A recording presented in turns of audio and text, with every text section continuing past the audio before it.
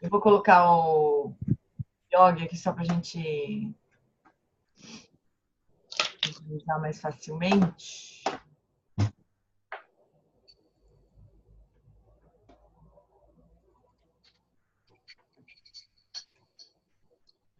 Deixa eu mostrar para vocês a foto mais linda do mundo que minha irmã tirou lá. Rapidinho eu vou mostrar. Share. Assim. Olha só que barato.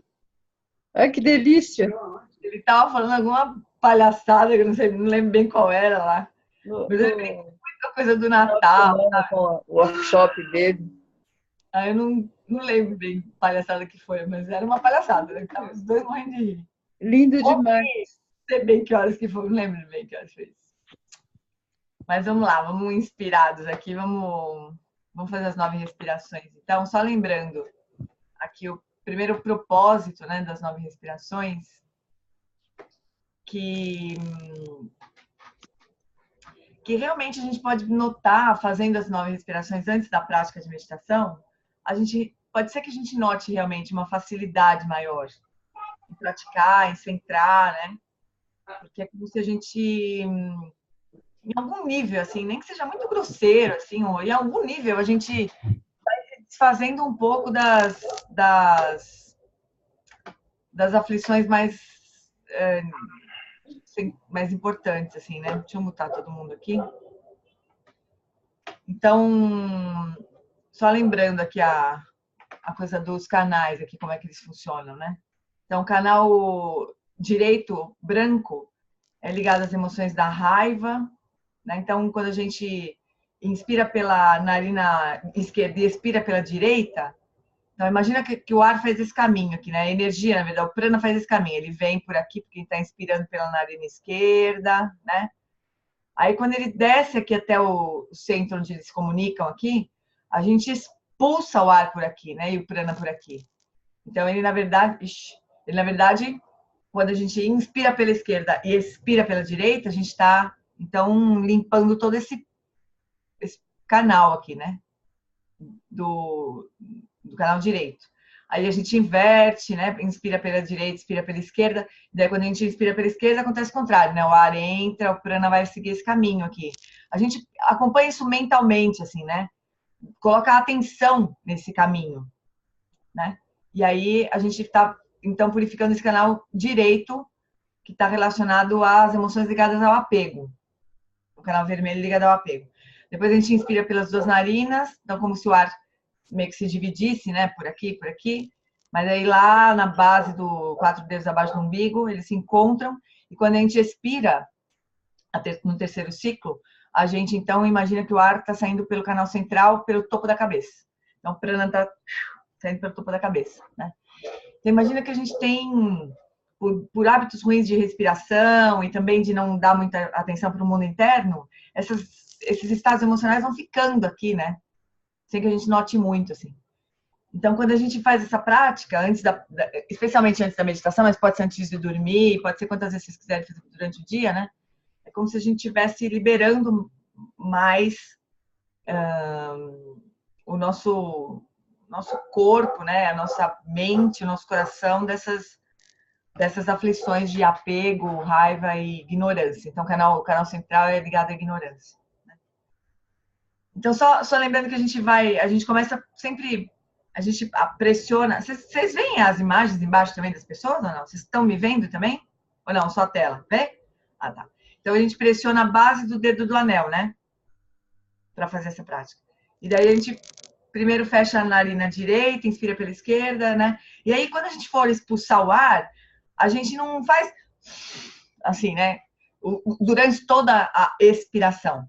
Só lá no finalzinho da expiração que a gente contrai o baixo ventre, assim, o abdômen lá embaixo, só para fazer né? Para dar uma expulsadinha assim no final da expiração. Se a gente expirar com força durante toda a expiração, a gente vai se sentir mal. Eu fazia isso quando eu não sabia direito fazer, fazia isso e me dá dá uma hiperventilada, sabe? Não é isso. A gente só expulsa o ar no finalzinho com mais força, né? Para expulsar o prana estagnado, que chama. Justamente esse é o nome dessa prática, né? As 9 respirações para purificação do prana estagnado. Beleza? Então, vamos lá, daí a gente já vai emendar na prática, que vai ser uma prática de atenção plena ao corpo. É uma prática de Vipassana, do jeito que o Alan Wallace ensina, que é clássica também, então, ligada ao corpo. Então, a gente vai fazer as 9 respirações, depois se vocês quiserem se deitar, mudar de posição, vocês ficam à vontade, mas a gente já vai emendar. Tá bom? Então, vamos lá. Então, primeiro, encontra uma postura com a coluna retinha. Sente o corpo. Traz a atenção para esse momento, para o corpo.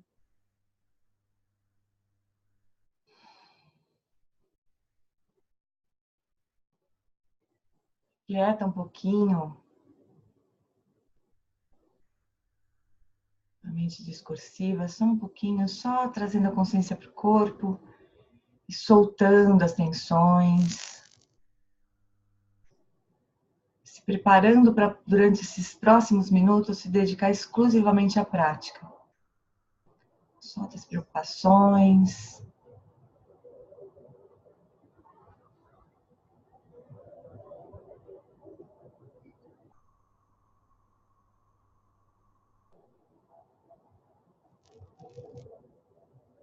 A gente pode já agora mesmo se conectar à nossa intenção para essa prática. Então, essa prática inicial vai ser uma prática de purificação das aflições da mente, que são a fonte de todo o nosso sofrimento, samsara. E em seguida nós vamos investigar a natureza da nossa experiência de corpo. Ganhar clareza com respeito à nossa experiência de corporificação. O que é ter um corpo?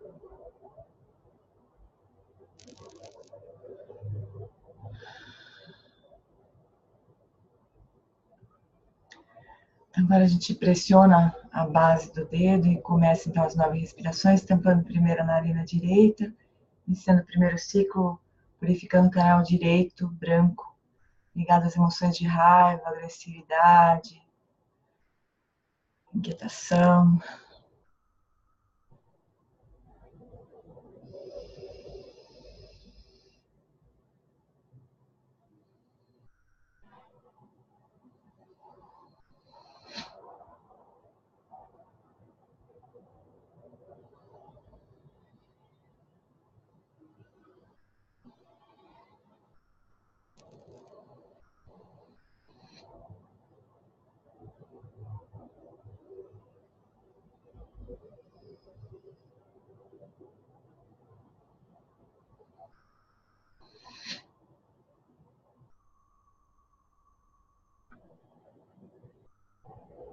Sente então primeiro o lado direito do corpo, esse canal branco direito mais liberado, mais luminoso, mais claro.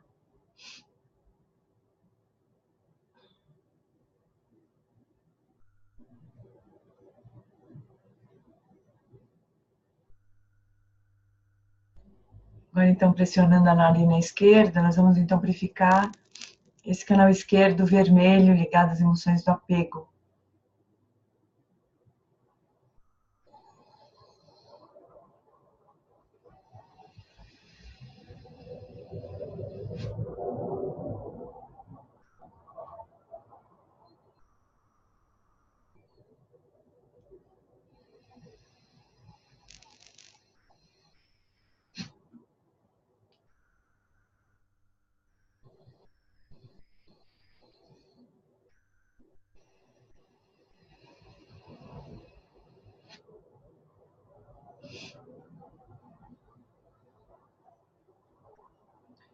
Sente agora então o lado esquerdo do corpo.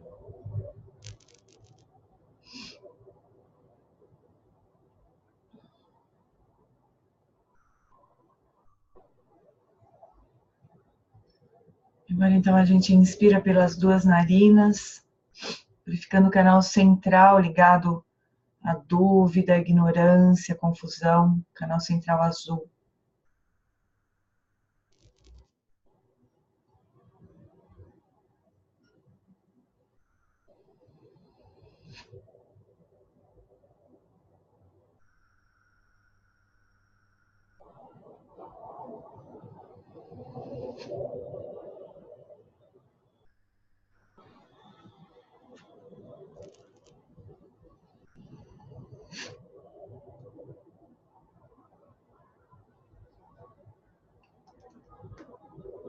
Agora, então, sente todo o centro do corpo, trazendo a consciência mais e mais presente no corpo.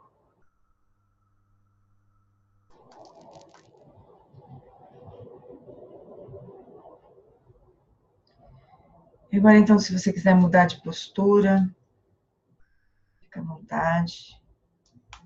Vamos passar diretamente para a prática.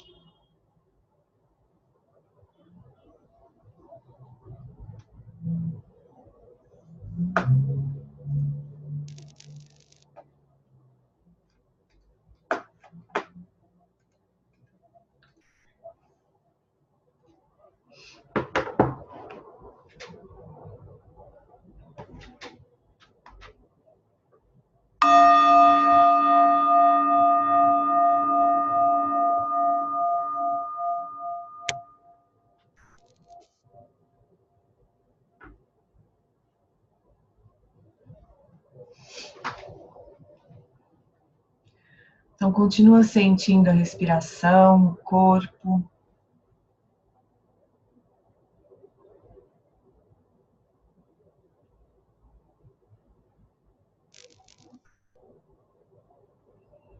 Traz a consciência para o corpo, vai soltando todas as tensões.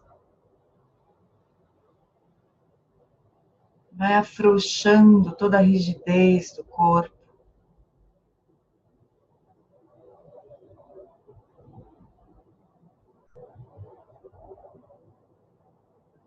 E traz o corpo para um estado de bastante conforto.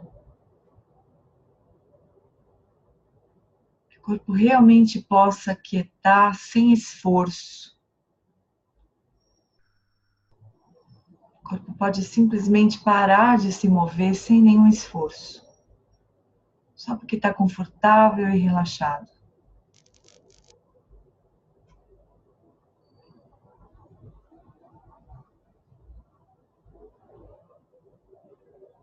Vai sentindo o corpo quieto, penetrando essa experiência de quietude.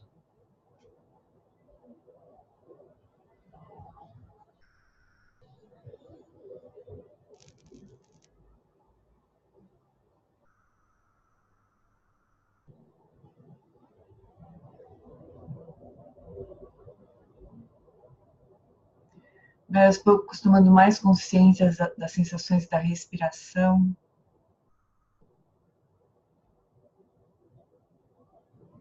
E deixa os músculos do abdômen bem relaxados para a respiração poder fluir livremente, sem qualquer impedimento e sem qualquer esforço.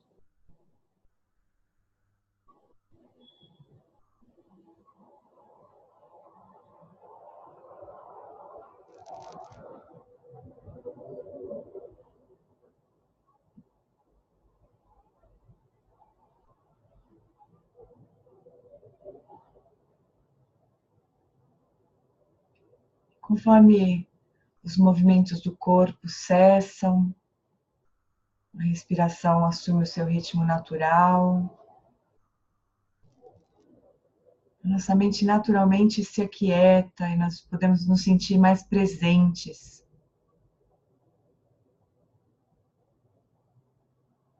Quando tudo se aquieta, o que resta é a nossa presença.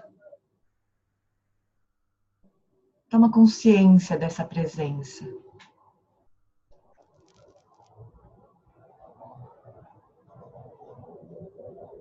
A consciência não precisa se dirigir para nenhum objeto.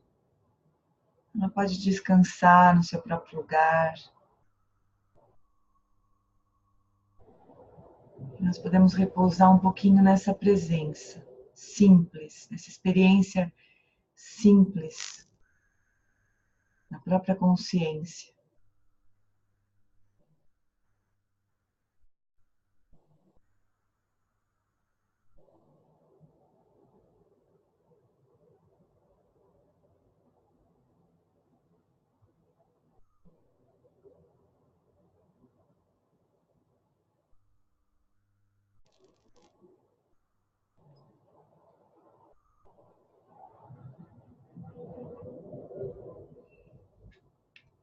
E agora nós vamos passar então para a primeira das práticas de Vipassana, na aplicação da atenção plena ao corpo.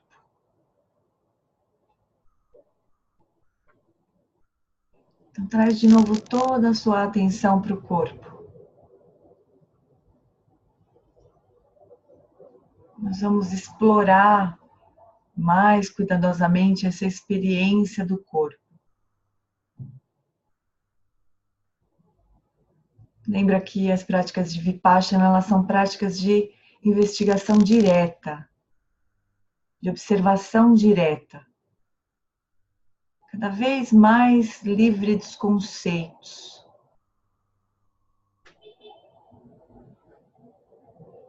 Então, nós vamos começar observando as sensações, os tipos de sensações que nós podemos ter no corpo. Começando pela sensação de firmeza, de solidez, que nós vamos chamar de elemento terra. Leva a atenção diretamente para os pontos de apoio do corpo no chão ou na cadeira.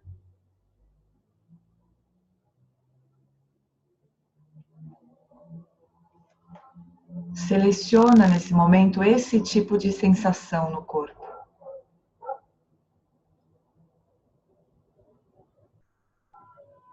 E procura ir soltando imagens do corpo, conceitos,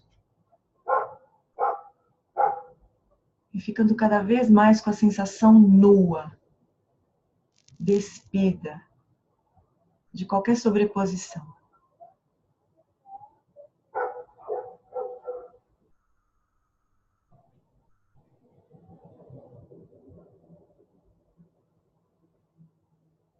Procura notar a qualidade dessa sensação.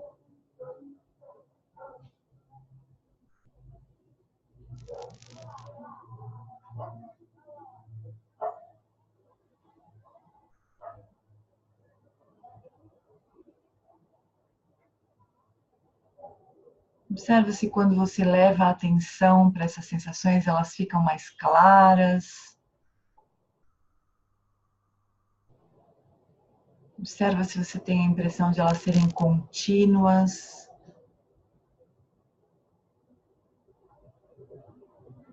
Ou elas surgem a cada momento. Apenas veja o que você vê. Sinta o que você sente.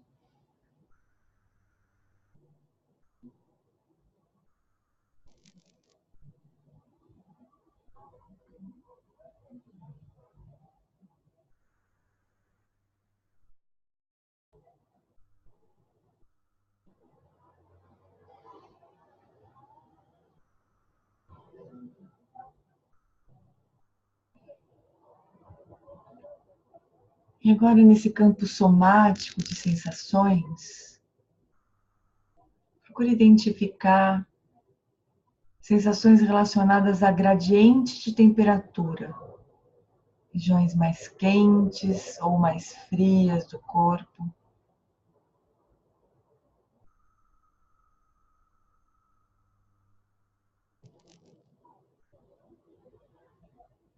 E novamente, quando você identificar uma sensação dessas, observa a natureza direta dessa sensação. Soltando imagens, conceitos.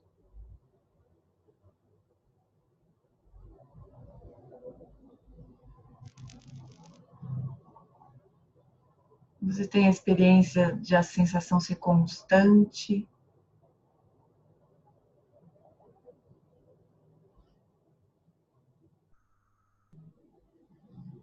Ela vem e vai.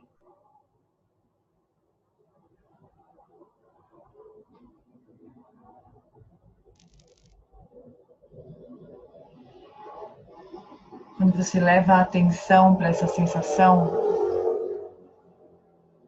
ela se intensifica ou continua a mesma?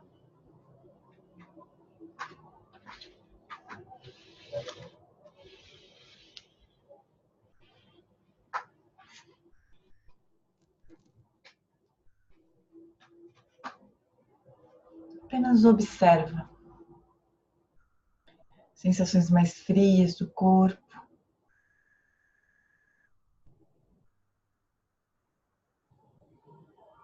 Sensações ligadas ao elemento fogo.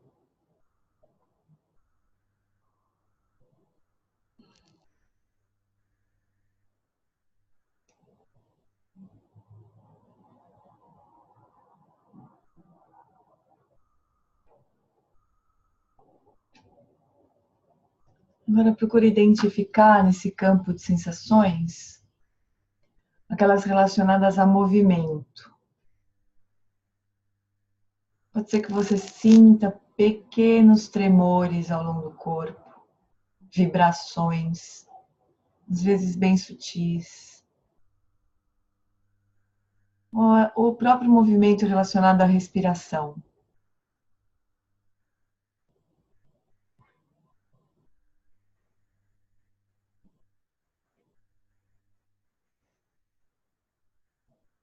Identifica essa sensação e, de novo, observa se ela é constante, se ela se intensifica à medida que você observa.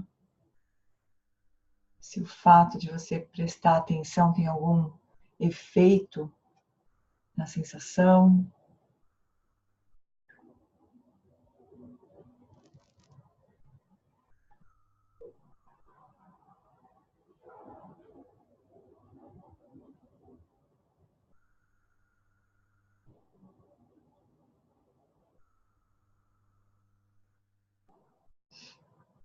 Sensações ligadas ao elemento ar, ao vento.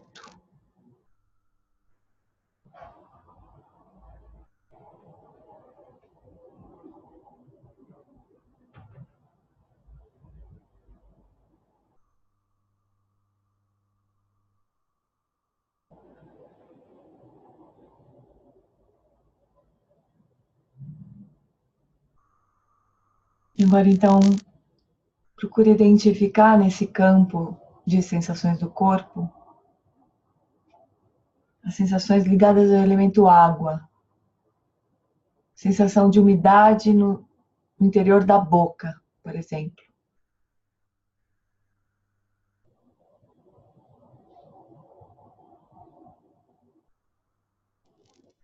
Como é que são essas sensações do elemento água?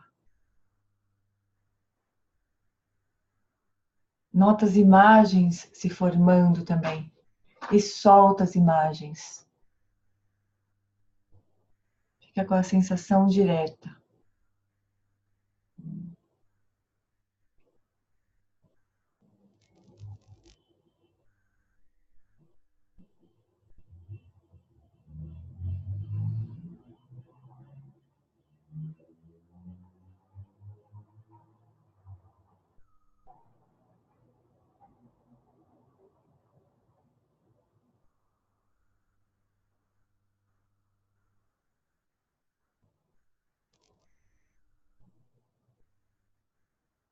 E agora, por fim, todas as sensações, elas ocorrem, elas acontecem no espaço do corpo. Como é essa experiência de espaço do corpo? Onde surgem as sensações ligadas ao elemento terra, ao elemento fogo, ao elemento ar, ao elemento água? Como é essa experiência de espaço quando você solta a memória do corpo? Memória da forma do corpo.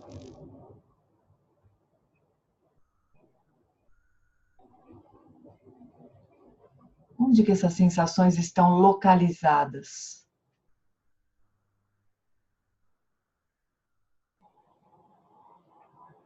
Quando você abre mão dos conceitos e das lembranças, das imagens mentais.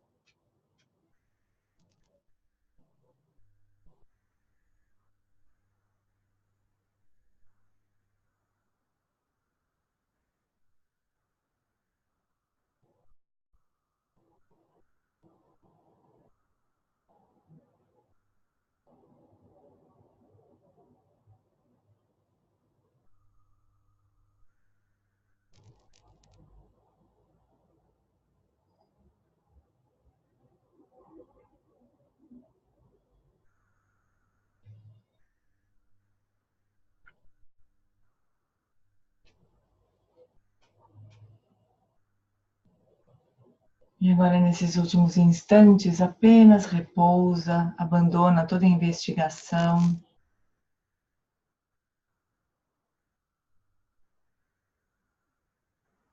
Deixa a consciência repousar solta.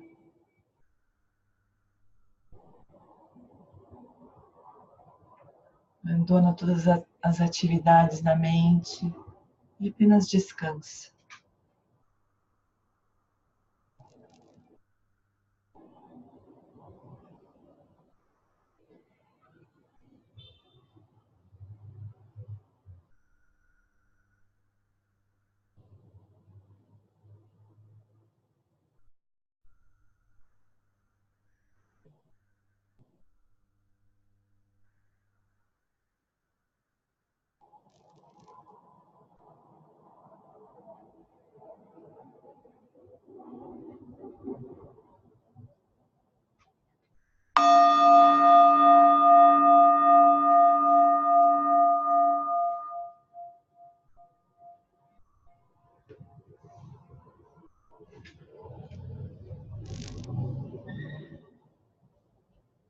E devagarzinho vai se preparando para retornar.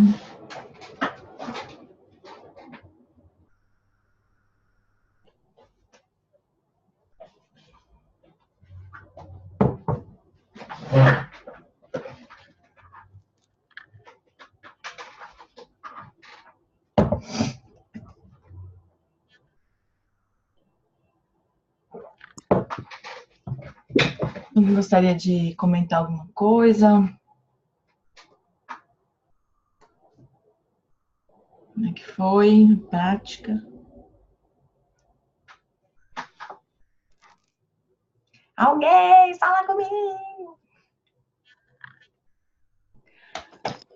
Para mim foi super tranquilo, Gê. Assim, eu senti agora, depois daquela também dica que você me deu, me ajudou muito, sabe? A questão dos olhos, do relaxamento. E depois desse final de semana, então, assim, aí, para mim foi excelente. Muito bom. Tá bom.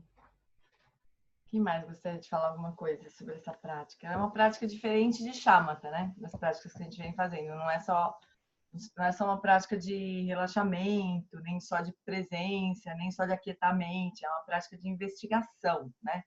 Da experiência que a gente tem de corpo. Então, ela entra essa categoria de práticas de Vipassana, né? Clássicas. Elas têm um propósito de investigar não se nós existimos, mas como nós existimos. Porque a gente existe. Óbvio que a gente existe, né? Obviamente a gente existe. Mas como que a gente existe, né? Então, essas práticas, elas têm um propósito de ir sacudindo todas as nossas identificações, né? Começando pelo corpo. Deixa eu botar no ponto aqui para... Então, a gente... Deixa eu só retomar um pouquinho o que a gente conversou a semana passada, algumas coisas rapidamente. Vocês lembram que a gente está nesse ponto aqui, né? A gente está fazendo essas práticas de Vipassana como se a gente pudesse, através delas, ir rompendo e eliminando tudo que nos aprisiona ainda, né? Imagino que a gente já atingiu o shamatha, né? A gente já está com... Idealmente, essas práticas são feitas usando a consciência substrato, né? Para fazer essa investigação toda. Mas, como a gente não está nesse momento ainda, né? A gente usa o que tem, né? A gente usa a própria mente. Assim. Mas, idealmente, uma mente mais treinada, mais estável, ela teria mais condições de focar um determinado aspecto da experiência nossa e se aprofundar ali, né? Não sei se aconteceu durante a prática, mas a gente se distrai, né? Com qualquer prática, né? A gente se distrai. Daqui a pouco a gente está focando uma sensação do corpo, daí, sei lá, lembra não sei do que, vai embora, né? Às vezes não consegue realmente ter estabilidade naquela sensação específica, né? Para observar se aquilo muda com o tempo, se não muda, se aumenta, se diminui conforme você presta atenção. Então, a gente precisaria ter mais estabilidade. Mas o Alan Wallace uma vez falou claramente no retiro de Vipassana, que alguém perguntou se tinha algum sentido praticar Vipassana sem atingir Shamatha, e ele respondeu que se não fizesse sentido, ele não estaria ensinando, né? Então, óbvio que faz sentido. Porque o que vai acontecendo, né? A gente vai desafiando as nossas premissas, assim, né? De vida, assim, do que a gente acha que é, né? De quem que a gente acha que a gente é, né? Começando pelo corpo, né? Aí, eu vou passar rapidinho, porque isso aqui é tudo que a gente falou na semana passada, né?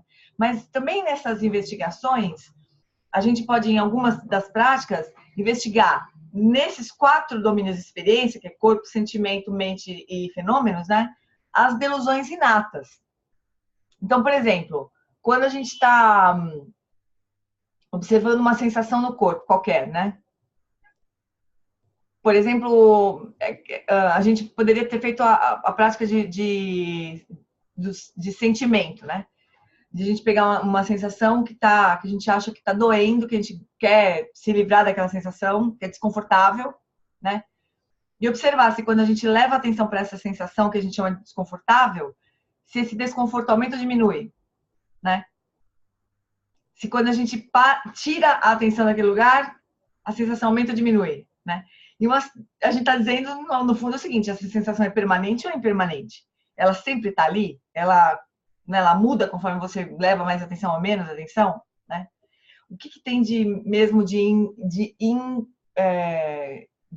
como é que é? De desconfortável ali, né? Na sensação puramente. É fonte verdadeira de felicidade ou de sofrimento, né? O que tem numa sensação de que a gente chama de desconfortável, desagradável? O que é o desagradável, né? Daí a gente pode ir aprofundando, conforme a gente vai se aprofundando em cada uma das práticas, a gente pode ir investigando essas delusões permanentes, essas delusões inatas em cada um desses domínios de experiência. No corpo, tem várias práticas clássicas de corpo, né? Que vai falando assim, o Narciso que participou desses retiros com o Alan Wallace, de Vipassana. Você vai cortando o corpo, né? Você vai fatiando. Bom, o corpo tá onde? Tá na cabeça? Não, cabeça não é corpo. Ah, não tá na cabeça, então tá no tronco? Não, tronco não é corpo. Se juntar a cabeça com o tronco dá um corpo, né? Sou eu, é eu que tô ali, né? Cabeça mais tronco é eu. Então a gente vai procurando e enche até o saco fazer esse tipo de prática, porque óbvio que você não acha o eu em lugar nenhum, tem nenhum lugar, nenhum pedacinho do corpo que você fala eu, né? Tipo, a cabeça. Não, o que é cabeça seu corpo, seu resto do corpo? Não é. Onde que está o eu no corpo? Não, a gente não acha, né? Então isso vai sacudindo um pouco a identificação que a gente tem, né? Quando a gente faz essa prática de shamatha com foco no corpo, né? Que a gente fez, de aplicação da atenção plena ao corpo, que a gente fez agora. E a gente investiga o que é tudo que a gente investigou, né?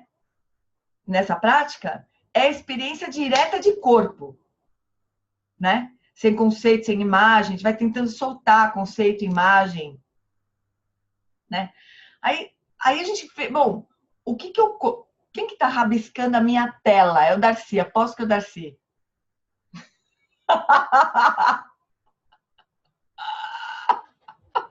Alguém tá rabiscando minha tela aqui.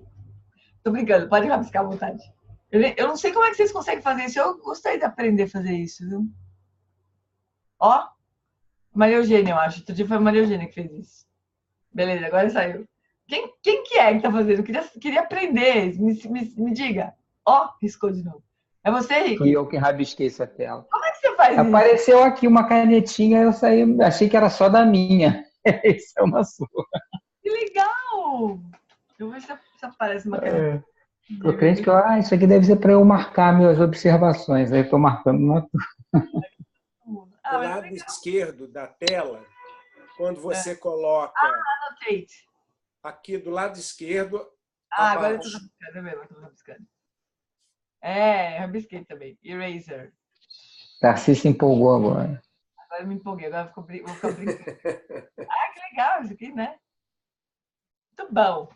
Então, Chuchus, aí quando a gente está fazendo essa prática, investigando tudo que é sensação, por fim, né? A gente pode pensar, peraí, então corpo é o quê? Esse conjunto de sensações? O que é o quê? O que é que eu chamo de corpo? Né?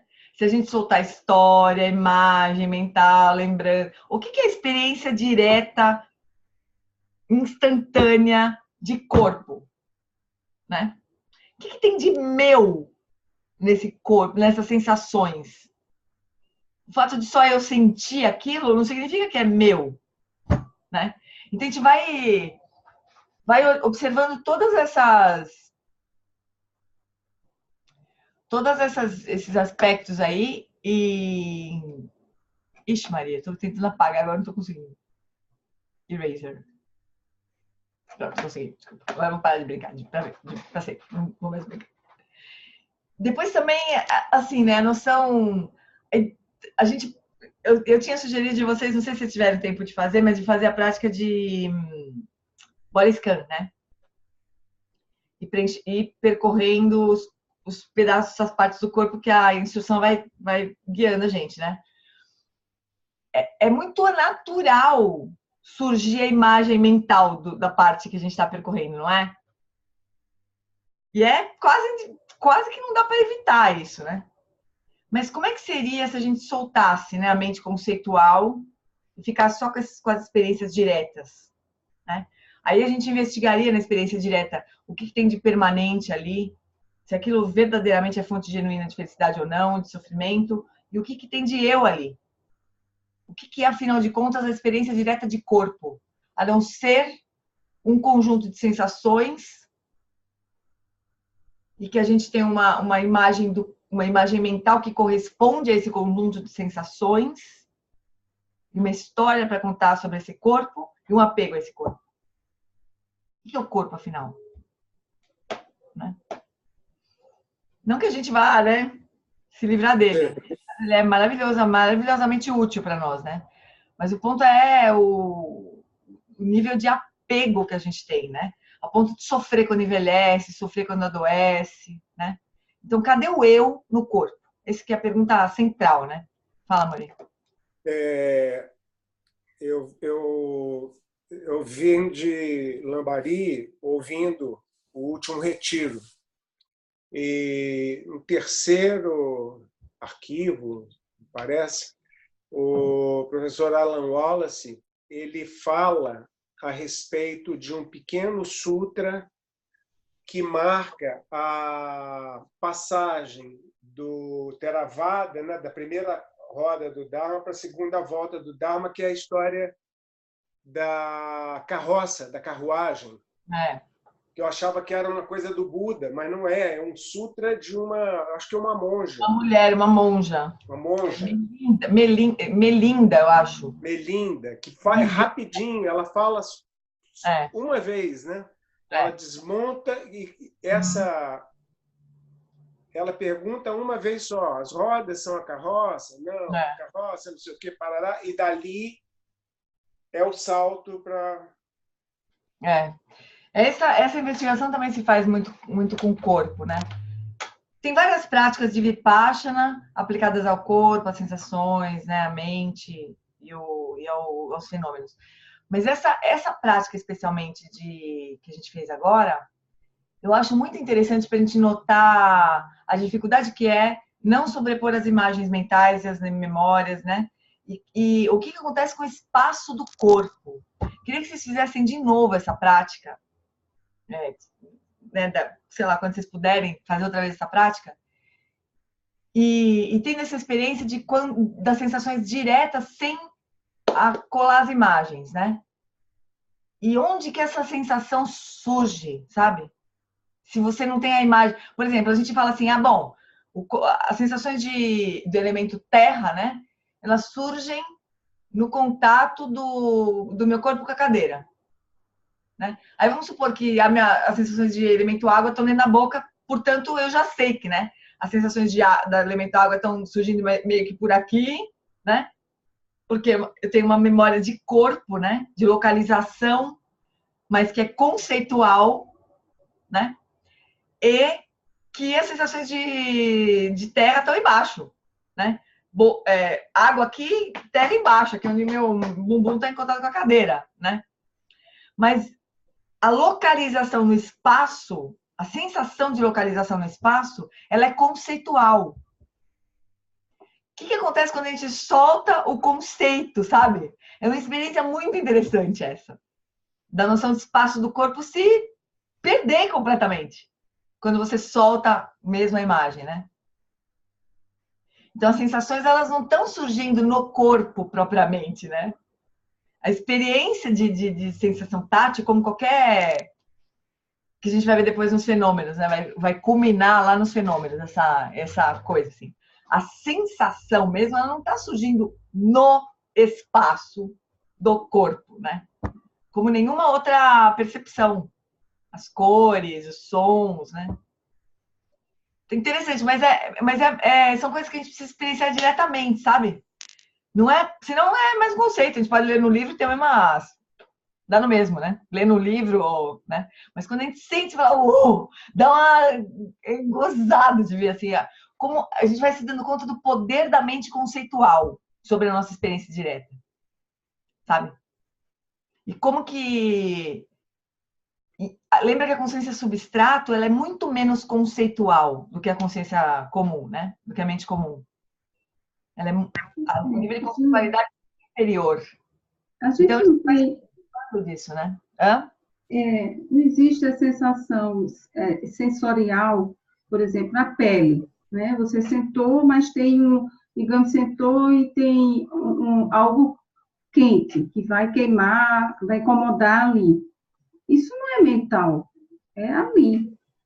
Então, mas não está na pele, né? A sensação propriamente, o calor que a gente sente, a maciez, não é o caso aqui. Eu fiz maciez só para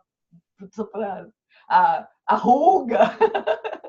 A sensação que a gente tem, ela faz parte da experiência que a gente tem. Ela não está no objeto. Também não está no cérebro. É o que os cientistas chamam de qualia, né? Que é a qualidade da sensação. Tem uma coisa que não está batendo. Ela é apoiada, né? Ela tem um apoio. A gente vai depois falar sobre isso, né? A gente está dizendo que a pele não existe, que a cadeira não existe, que o contato não existe, mas a experiência, né? O fenômeno que a gente experiencia não está na cadeira, nem na perna. Mas Roger, não é para a gente ficar discutindo conceitualmente também. Fala dessa. quando a gente atinge shamatha, você tem a implosão de todos os sentidos. Isso. Com a implosão de todos os sentidos, como é que eu vou fazer essa prática? Porque a implosão de todos os sentidos é o terceiro grau, é o terceiro estágio. O atingimento de shamatha é a consciência substrato emergindo e iluminando ela mesma. Tem uma mudança muito grande. A pessoa não... Respondendo a uma pergunta do Madison, que ele me fez pelo e-mail. O que acontece com a pessoa que atinge shamatha? Quem que é? Como é que é essa pessoa? O Alan Wallace atinge o shamatha. Então, o Alan Wallace anda por aí como a gente, né? Só que o grau de agarramento, né, de fixação às coisas é infinitamente menor, né? As aflições da mente, as próprias percepções, né? Então é muito mais difícil de uma pessoa se perder completamente, perder a noção completamente, né, do que está acontecendo e ser arrastado completamente por um estado mental muito negativo, né? Mas as aflições ainda estão lá, né? Estão muito reduzidas, assim, né? Muito diminuídas, mas estão presentes ainda, estão adormecidas, né? E Vipassana, então, vai ajudar a fazer isso, tirar as aflições que estão lá adormecidas e acabar com elas, de uma vez por todas, né? Já atingir a iluminação, propriamente.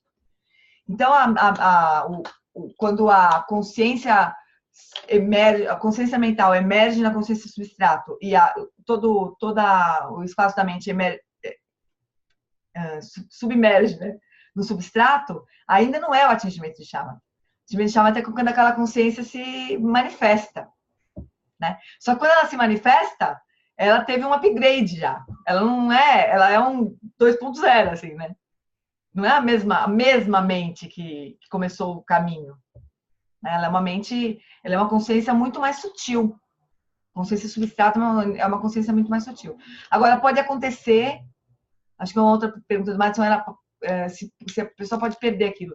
O Dalai Lama diz que o praticante pode perder as habilidades que ele desenvolveu com atingindo Shamatha se ele fizer uma merda muito grande, assim. Falou essa palavra horrível, mas se ele fizer se ele errar muito, assim, né?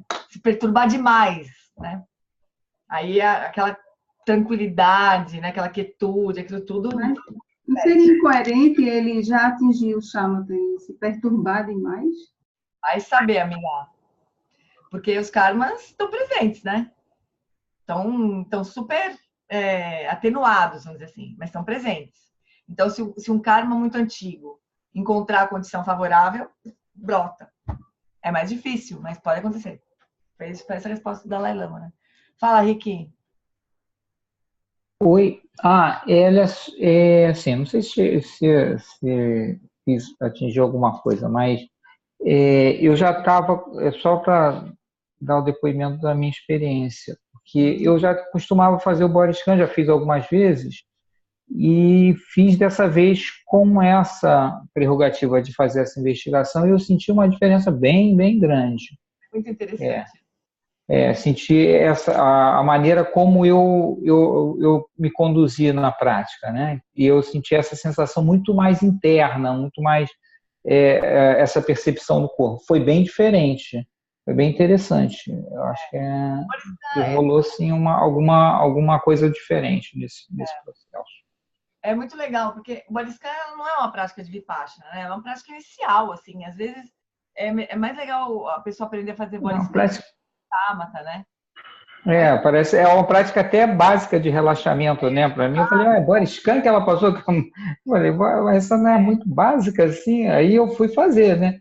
Mas realmente, com a atitude interna faz a diferença muito grande. É isso. É interessante a body scan nessa altura assim, da nossa prática, né? Do nosso caminho, assim, do nosso estudo também, para a gente ver como é que a mente conceitual sobrepõe as sensações do corpo, né?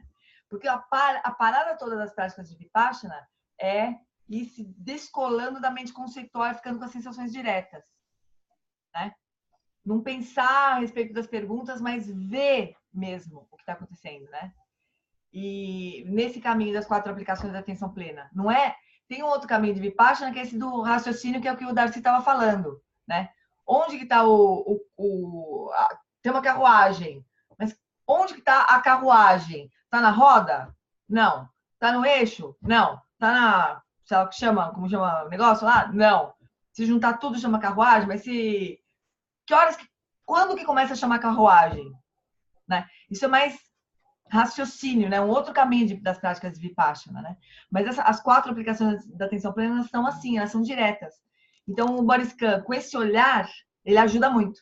Porque você começa a sacar o tamanho da encrenca que é. Porque a mente conceitual, ela vai lá e em tudo que a gente experiencia, tudo. Ela tem sempre uma contribuição a dar. E aí o problema é que a gente se afasta da experiência direta e fica com o conceito. Esse que é o ponto, né? Então é isso que essas práticas vão servindo, né? Muito legal, Ricky. Então vamos dar uma seguida aqui. Então a gente parou aqui, né? Como a gente terminou de conversar sobre as deluções inatas, a gente chegou aí ficou essa história da lição de casa do body scan e de observar como que essas 3 delusões se apresentavam no dia a dia, né? Como é que foi? Alguém teve alguma chance de sacar alguma coisa sobre isso? A história de como que a impermanência, né? A insatisfatoriedade, né? A gente apontar fonte de sofrimento de felicidade no outro, nas situações, não sei o quê. E a coisa do eu, né? Do eu e meu. Vocês tiveram a oportunidade vocês lembram de alguma experiência, reflexão que vocês fizeram. Ah, a Dani chegou atrasada. Fala, More, deixa eu te soltar aqui.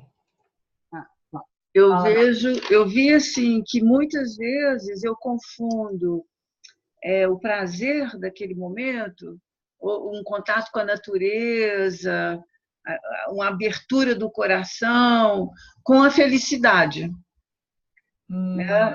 Eles ficam meio colados, assim, aquela sensação de entrega naquele prazer com felicidade, sabe? Ela fica meio colada. Entendi. Mas o ponto aqui também é o seguinte. O ponto é assim. A gente sentir, né, ter uma sensação prazerosa, desfrutar das coisas maravilhosas da natureza, da conexão com o outro, né? E a gente pode se relacionar com isso de uma forma hedônica e de uma forma hedemônica. Ou seja, assim, hedônica seria assim, eu preciso da natureza para me sentir bem. Se eu não estiver na natureza, eu não sou feliz. Né? Ou eu preciso de tal pessoa com quem eu consigo me conectar para ser feliz, porque o meu coração se abre quando eu estou com aquela pessoa. Né? Essa é uma forma hedônica de se relacionar com as coisas, né? Com a vida. Agora, a forma eudemônica, você pode curtir e compreender que aquela sensação de bem-estar, ela está presente o tempo todo, né? É que a natureza tem esse poder, assim, ela vai lá e aperta o botão na gente, né? Tem pessoas que têm esse poder também, vão lá, aperta o botão na gente, mas isso está dentro de nós, né? Esse não é assim, não sentir o prazer, né? É sentir a alegria, o que for, né? O bem-estar que for, mas sem confundir, sem achar que a fonte não está dentro de nós, tá achando que a fonte está fora, entende? Essa é a pegadinha da delusão e que a gente vive se atrapalhando com isso, né? Se apega às pessoas. O Darcy estava até contando a história do menininho lá, que ele ajudou, que ele ficou super feliz. Daqui a pouco, se ele bobeira, ele traz o moleque para casa. E o pobre do moleque vai virar a fonte de felicidade dele. Ai, do moleque, se ele... isso que a gente faz com os relacionamentos, né? Putz, eu pelo menos fiz muito disso com o relacionamento, né? Até que a gente começa minimamente... Eu contei pra vocês a história do namorado, que o Lama Santen falou pra mim, isso que você tá sentindo aí, não tem nada a ver com ele. Nossa, aquilo foi uma baita de uma lição pra mim, aquilo lá, sabe? Não tem nada a ver com ele. Não significa que a gente não precisa das pessoas. Não é isso, né? Mas não é nem responsabilidade do outro fazer com que a gente se sinta assim, né?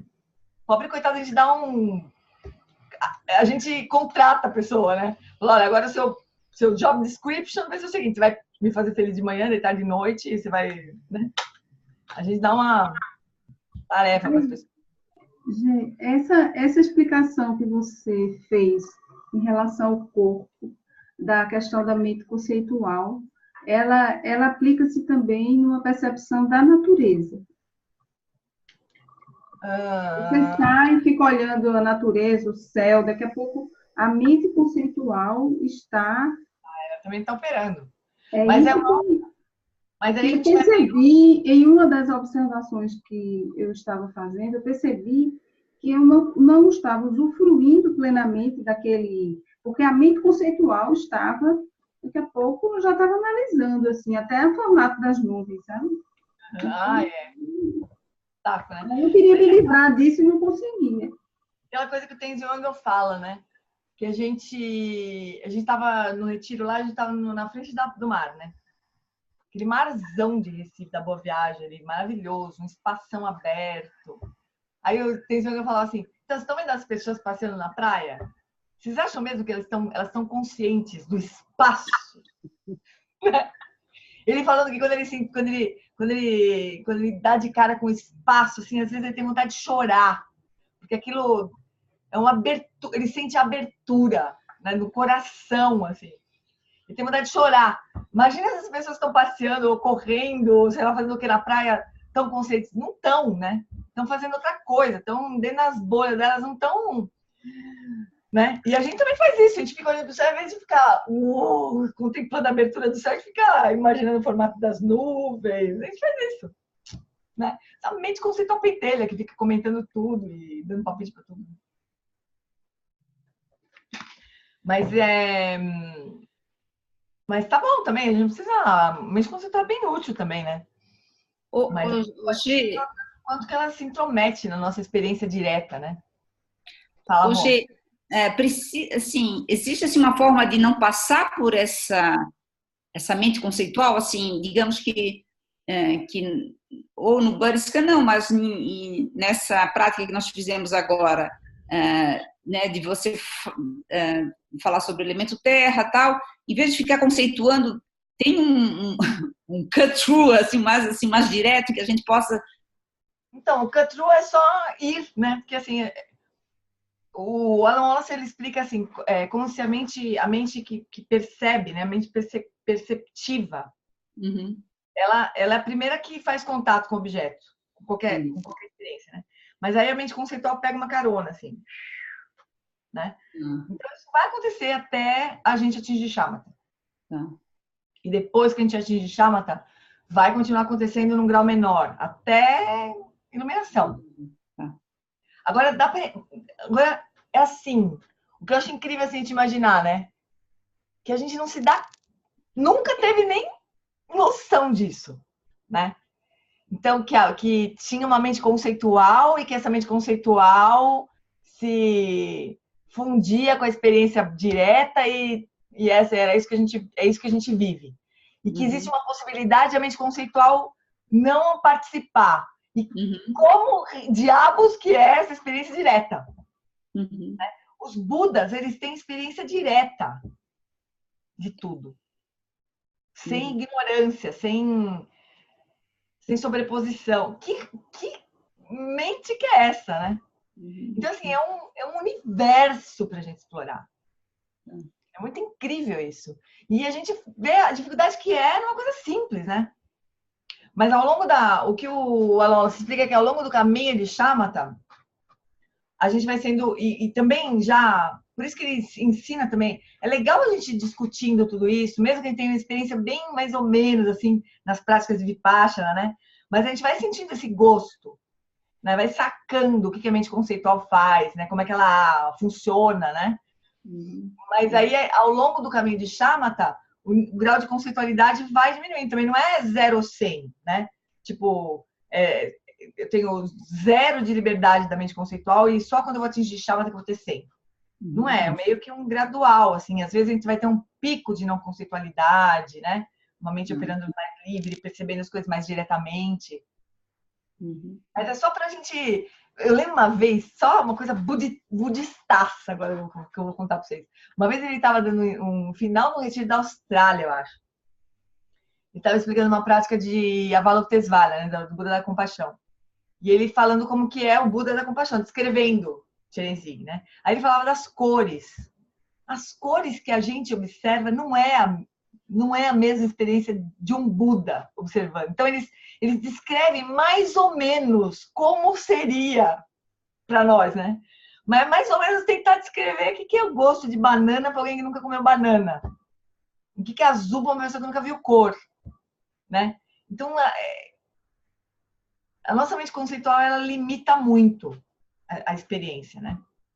Eu vou mandar para vocês um vídeo para vocês verem em casa, um vídeo talvez muitas pessoas já tenham visto, mas mesmo quem já viu, tenho certeza que a Dani já viu, o Darcy talvez já tenha visto, a Maria Eugênia talvez sim também, mas mesmo quem já viu, vê de novo. Porque esse vídeo, cada vez que eu assisto, eu entendo mais assim, o que está querendo dizer. Mas é do Donald Hoffman explicando essa coisa da nossa experiência de realidade. Se a gente realmente vê a realidade como ela é. E ele explica de um jeito super interessante, do ponto de vista científico, né? Então ele fala, a gente não vê a realidade como ela é, e a gente não sabe como ela é. Mas seja lá o que for, né? Seja como for, no fim ele fala, seja como for, ele tem uma sensação de que vai ser muito mais interessante do que a gente possa imaginar, assim, né? A realidade como ela é. Mas é maluco, porque a gente junta todas as... Porque, olha só, A gente precisou fazer isso para existir. É isso que ele vai explicar também, né? O jeito que a gente vê a realidade é o jeito que a gente precisa desenvolver para sobreviver, né? Mas a gente não vê a realidade como ela é. A gente vê a realidade de uma forma que foi útil para nós como espécie de sobreviver, com os sentidos físicos que nós dispomos, né, com as habilidades que nós temos. Mas a gente não tem ideia disso, né? A gente vai indo, acha que é assim mesmo, que não tem como, né? Gê, Oi, querida. uma coisa que me tocou muito nesse retiro foi quando o Lama ensinou, e quando ele começou a explicar, né, que começava com uma luz branca, que passava por um prisma, né, que seria a consciência, passa por os prismas, transforma em luzes de 5 cores, essas luzes de 5 cores se transformam nos 5 elementos, onde começa a se solidificar. Cara, me deu assim, eu fiquei até emocionada, porque faz muito sentido como precisamos, como que nós deixamos as coisas sólidas, né? Nós precisamos disso para funcionar no nosso mundo. Isso mesmo. Né? Mas eu achei muito lindo esse ensinamento, acho que foi logo no primeiro dia. Não, o nível mais sutil, o Tenzin Wangyal também explica isso. Cada elemento, cada sabedoria dos Budas, a forma grosseira da sabedoria são os elementos. A forma sutil é a sabedoria do Buda, a forma grosseira é o elemento. A gente está nos elementos, da forma mais grosseira do possível, possivelmente, eu acho, né? Mas é isso que a gente acha que é o mundo, né? Que é a vida, que é isso. Daí, quando a gente vai penetrando a experiência e usando as ferramentas que a gente tem, usando a mente que a gente tem, a gente não precisa... É um caminho possível para a gente, né? Entender que são aparências. Entender que são aparências. Né, como ele fala, hologramas, né? São aparências, são hologramas de uma outra realidade. Realidade muito mais profunda. Mas a visão do Donald Hoffman, que é muito legal, e quando o Alan Wallace viu esse TED do Donald Hoffman, ele pirou, ele escreveu para o Donald Hoffman, convidou o Donald Hoffman para encontrar com o Dalai Lama. Eu assisti esse encontro, foi a coisa mais... Porque eu fiquei chocada com esse Donald Hoffman, né? E ele lá na Itália, quando a gente estava lá no CVTT ano passado... ou retrasado? Não, passado. Ano passado, eles se encontraram, né? O Donald Hoffman com o Dalai Lama.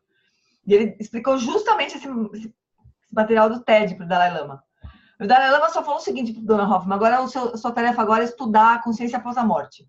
Foi isso, que ele saiu com essa incumbência do encontro, pensa. Porque ele está pronto, é um cientista que está pronto para investigar as coisas mais profundamente, sabe? Muito incrível. Mas então, é todo essa coisa sem fim, né, que a gente pode explorar, né? A gente está muito na superfície, assim, né? Se debatendo na superfície, arranhando, assim. Quando a gente vê o Boris, que o Ricardo estava falando, né? E fala, nossa, mas agora eu vi que a minha mente sobrepõe, foi diferente. A gente arranhou a superfície. Mas tem uma quantidade infinita de descobrimentos, assim, para a gente fazer, né? Hoje, num outro nível, isso daria a capacidade, por exemplo, em relação às pessoas. Aí eu estou vendo aqui isso, você atingindo essa capacidade de desconectar do conceitual, eu posso ouvir você, e aí as suas palavras não têm tanta importância, mas eu enxergo a pessoa como ela é de fato, né? Profundamente, no sentido mais sutil, né? Então, você perceber a pessoa integralmente, né? Aí eu imagino que seja a visão de um Buda, ou de uma pessoa que atingiu algum nível de shamatha mais profundo. Olha, shamatha já pode ter um resultado de uma capacidade de ler a mente do outro. Como que chama isso? Como é que chama? Premonição? Telecinese? Não, telecinese é mexer coisa. Telepatia? Telepatia. Telepatia. Mas assim, de ver o que a pessoa não está nem sendo capaz de dizer, né? De formular, assim. Chama já dar esse... Eu acho que assim, só sem interromper, mas assim, eu acho que a gente não pode pensar assim que nós não é uma coisa tão distante da gente, porque todos nós temos lampejos de momentos em que você percebe a pessoa ou percebe o sentimento da pessoa, mesmo que ela está falando de um assunto completamente diferente, você olha para a pessoa e fala, essa pessoa está em sofrimento, ou ela, o que ela está falando não condiz com o que ela é. Naquele momento, alguns lampejos, eu acho que a gente tem como lampejo pode ser entender que isso é alguma coisa possível de ser constante e perene, essa percepção do outro. Porque, Henrique, olha, uma coisa que impede a gente de realmente enxergar o outro é o que o outro provoca na gente, né? Então, se a gente consegue não se perturbar, né? Você falou das palavras, né? Se a gente vê uma pessoa gritando com a gente, né? E a gente não se perturba com isso, a gente consegue ver que o outro está sofrendo, mas precisa ter um despregamento, né? Um descolamento de um eu que precisa se defender, que precisa, né? Então, essas práticas de Vipassana, elas vão fazer isso, elas vão enfraquecer esse agarramento a um eu que precisa se defender, né? Elas vão nos ajudar a enxergar além do que está sendo apresentado, né? Mas a gente pode imaginar que tem um nível assim que a gente, sei lá, que na verdade nem consegue imaginar, né? Mas imagina um Buda, a visão de um Buda de nós. Primeiro que o Dalai Lama fala assim, que quando você tem um vislumbre da vacuidade, porque é o que a gente vai chegar no final das práticas de Vipassana, tem a realização da vacuidade, né? Quando você tem um vislumbre da vacuidade e você vê que as pessoas estão todas se matando, sofrendo, né? Sem ter a menor ideia da vacuidade das coisas, né? Isso, a compaixão ela é turbinada quando você tem essa consciência. Todo mundo se matando, sofrendo por um eu que nem existe do jeito que as pessoas imaginam, né? A compaixão brota naturalmente, não tem esforço nenhum. É tipo você vê a criança, que não você nem falar, a criança chorando porque o pirulito caiu no chão. A gente sabe que aquilo não tem menor importância, né?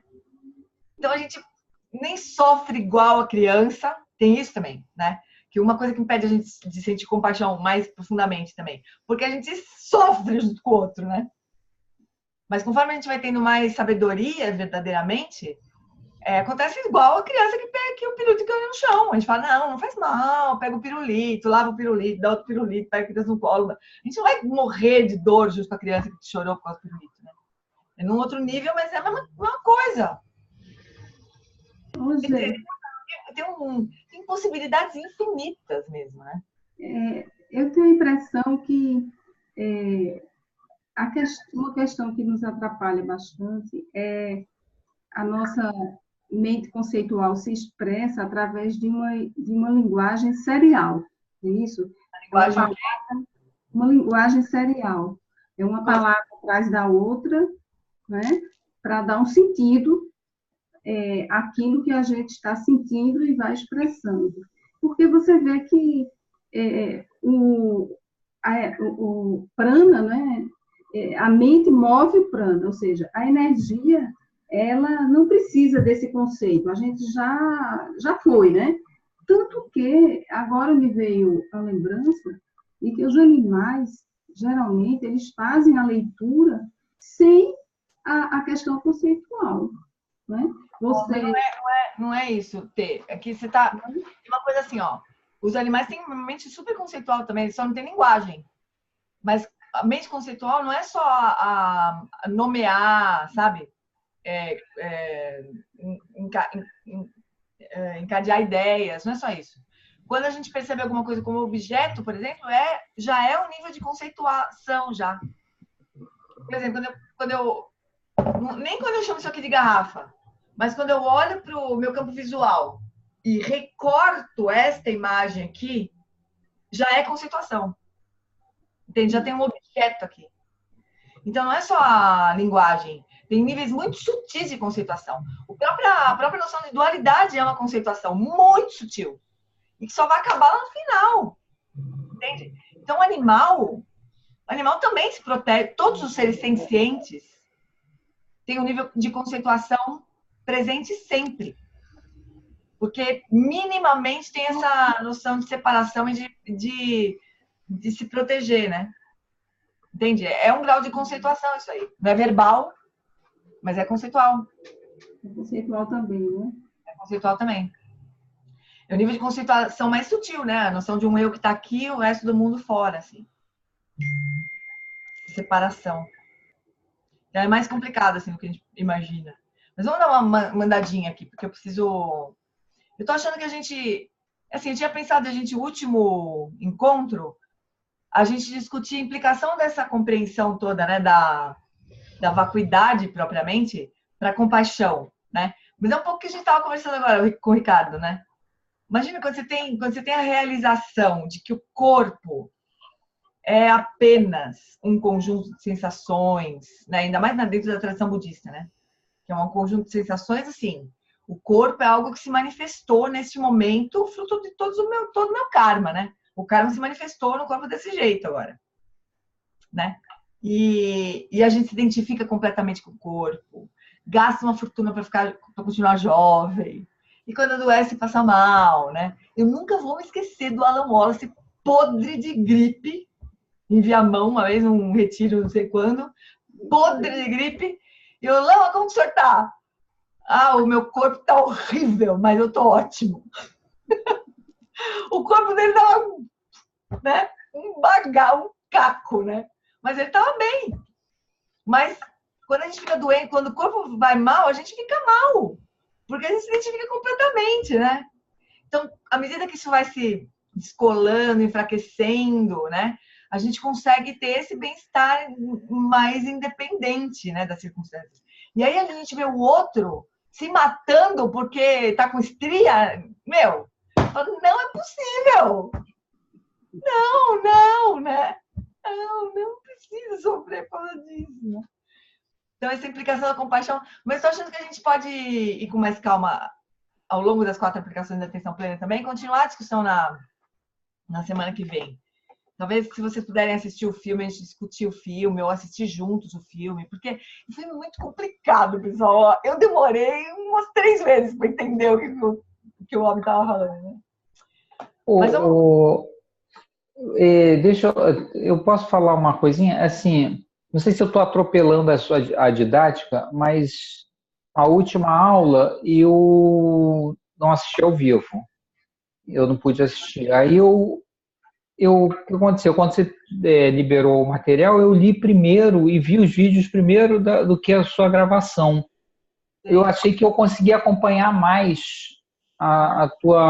melhor a tua aula, porque eu já tinha visto os videozinhos todos com calma, porque quando você está falando aqui e passando as informações, é muita coisa de uma vez, e eu, às vezes, não... para a gente digerir aquilo naquele momento todo, eu achei que eu absorvi melhor. Que se a gente podia pegar, você tiver já o material da próxima aula, já liberar antes vídeo, texto, aí a gente dá uma lidinha assim, a mente já fez uma pré-leitura. Aí quando você vem, você só dá uma... Né? Eu não sei se a sugestão cabe, né? Eu acho ótimo. Eu só tenho medo de ficar presa daí no conteúdo, sabe? Porque, na verdade, eu não tenho um conteúdo muito preso, sabe? Eu planejo falar alguma coisa, discutir coisas aqui, né, no nosso encontro, e às vezes não rola exatamente daquele jeito. E eu acho bom, sabe? Mas, por exemplo, se vocês tivessem já visto o vídeo do Donald Hoffman, realmente ajudaria, né? Eu vou fazer isso pro próximo encontro, até porque falta pouca coisa, né? Pouquíssima coisa, na verdade. Mas eu vou liberar do próximo encontro, que vai ser o último, né? E pode ajudar mesmo. Legal seria a gente poder rever, né? Mas eu sei que falta tempo, que também a gente tem mil outras coisas para ver. Eu sei que não enche o saco ver também uma discussão que você já viu, mas talvez fosse o ideal, né? Rever depois da discussão. Mas eu vou fazer isso, Rick. Eu vou liberar e daí para o outro grupo, né, que está fazendo o módulo 1, eu vou seguir sua sugestão, sim. Porque até tu já sei melhor, né, como é que vai ser a discussão. Mas vamos seguir aqui com... Deixa eu compartilhar aqui. Vamos seguir aqui com o conteúdo que a gente vai vendo. A gente vai vendo melhores detalhes, né? Então, a gente fez essa prática da atenção plena ao corpo, que eu sugiro que vocês façam de novo, principalmente prestando atenção nessa final, assim, na questão do espaço, né?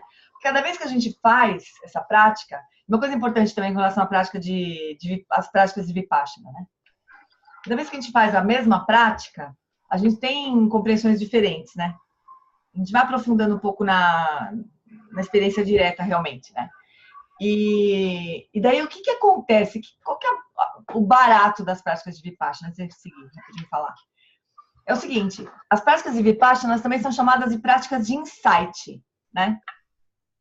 Porque elas são desenhadas, assim, elas são concebidas para nos levar a ter insights sobre a verdadeira natureza das nossas experiências, né? Então, o que seria legal a gente entender e fazer? Assim, todas as práticas de Vipassana, quando você vai indo e de repente você tem uma sacada qualquer, tipo o Ricardo falou já tinha feito a coisa do body scan, mas dessa vez foi diferente.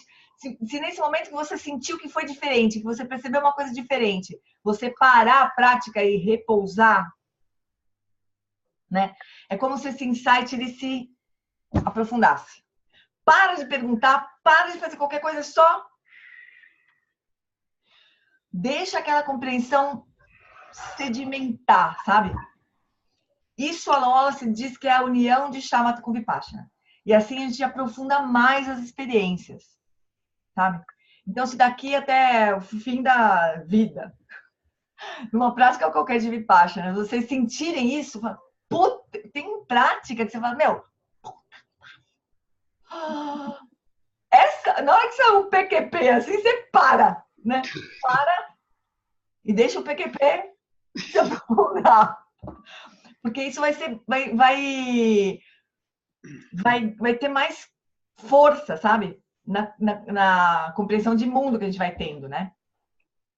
Ao longo Porque tem horas que a gente vai surgir alguma compreensão nessas práticas mais... Não precisa ser nem em práticas de Vipassana, como a gente tinha falado, nas práticas de estabelecer a mente no estado natural, a gente só está olhando a mente, prática de Shamatha, né? Pode ser que a gente tenha uma compreensão de alguma coisa com relação à mente, né? Mesmo que não tenha investigação explicitamente, assim, né? Mas pode ser que surja alguma compreensão ali. Nesse momento a gente deveria parar, mas porque às vezes essas sacadas elas escorrem pelo dedo da nossa mão, assim. Parece que a gente está querendo segurar a água com a mão aberta. Aquilo... Daqui a pouco a gente não... O que é mesmo que eu percebi? O que era que eu tinha percebido mesmo, né? Então a gente não precisa se preocupar em seguir a instrução. A gente desliga o som e repousa. Deixa aquilo... Sabe? Não é se agarrar naquilo, mas é não perder, sabe? Não colocar mais coisa em cima e se perder daquela compreensão, né? Isso é uma grande sacada que, ó, demorou um tempão para entender que tinha que fazer isso, sabe? Eu não sei porquê, às vezes a gente escuta, mas não ouve. Mas quando a Lama falou, união de Shamatha com Vipassana é isso. Surgiu um insight, você deixa aquele insight aprofundar, sem perturbar mais, sem investigar mais nada. Acabou. Fim. Aquela prática, cala a boca. É bem legal também, sabe? Bueno. Então, vamos ver. Então, as 4 aplicações da atenção plena, né, que estão nessas práticas de Vipassana, elas são métodos de investigação direta. A gente começa com o corpo, depois a gente passa para sentimentos, mente e fenômenos, né? Então, a atenção plena ao corpo seria isso, basicamente, né? Começa com body scan, que é como se fosse uma preparação, como a gente falou, Depois vai reconhecendo as diferentes sensações táteis. A prática mais clássica de atenção plena ao corpo é essa que a gente fez mesmo, né? E depois observar como é que as sensações se modificam à medida que a gente observa, né? Como é que é ficar com as sensações do corpo todo depois, sabe? Às vezes eu tenho uma impressão que é como se fosse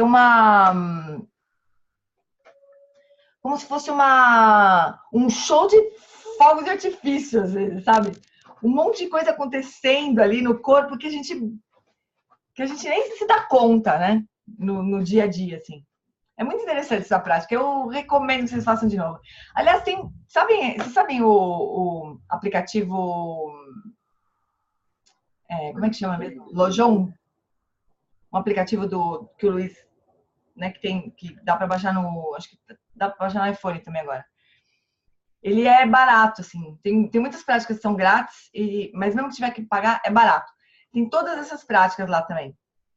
Então, se vocês quiserem um dia assinar o John para fazer essas práticas, eu não tenho os áudios. Se eu tivesse, eu passava para vocês, mas eu não tenho os áudios. Eu contrabandearia, pirataria para vocês, mas não tenho.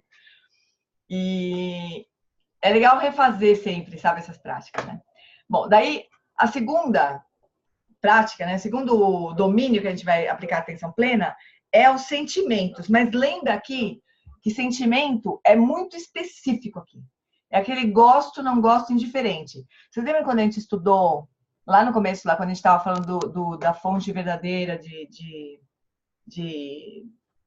falou disso aqui, ó, da tirania do gosto e não gosto, que a gente para nesse gosto e não gosto, né, nas nossas experiências. Lembra que a gente falou que a psicologia budista estuda isso? E o sentimento, que é esse gosto ou não gosto, é um dos 5 fatores mentais que estão sempre presentes? Sempre que a gente olha para um objeto, sempre que a gente tem contato com qualquer objeto. O tempo suficiente, né, para acontecer o engajamento mesmo na mente com o objeto, tem o primeiro contato, daí a mente mantém aquele objeto um pouco com atenção, aí ela começa a discriminar aquele objeto, que não é verbal ainda, nomear nada. Ela começa a discriminar o contorno, a cor, né? Discrimina, destaca o objeto do universo, né? Ela observa o contorno, destaca, recorta aquele objeto, né? Imediatamente surge uma sensação de gosto e não gosto, tanto faz. E com base nesse gosto e não gosto, tanto faz, a mente quer se aproximar ou quer se afastar ou, né? Então é isso que é sentimento, que a gente vai investigar também nas 4 aplicações da atenção plena, né? Então identificar o gosto e não gosto indiferente em todas as sensações, tanto do corpo, em todas as percepções, imagem. A gente pode observar isso, fazer essa prática informal, mas também pode ser formal. A gente poderia fazer, antes de encerrar, a gente poderia fazer a prática de atenção plena aos sentimentos formal. E daí fica para lição de casa, fazer a prática informal de atenção plena aos sentimentos, né? Então, antes de encerrar, a gente faz isso. Aí a gente poderia parar por aqui hoje, sabe? Fazer a prática de atenção plena aos sentimentos, né? Discutir um pouquinho ela e deixar a atenção plena à mente e aos fenômenos para a próxima semana. E eu já passo esse material para vocês olharem o filme e tudo mais, como o Ricardo sugeriu. Beleza? Daí acho que a gente consegue aprofundar mais e com mais calma também. Tá bom? Vamos então fazer essa prática de atenção plena aos sentimentos.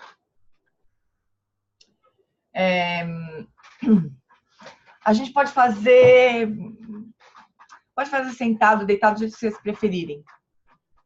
A gente vai fazer um pouco diferente do que é também classicamente, que está inclusive no Lojong.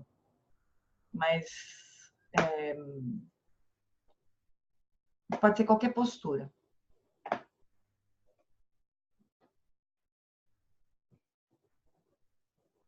Vamos lá, então.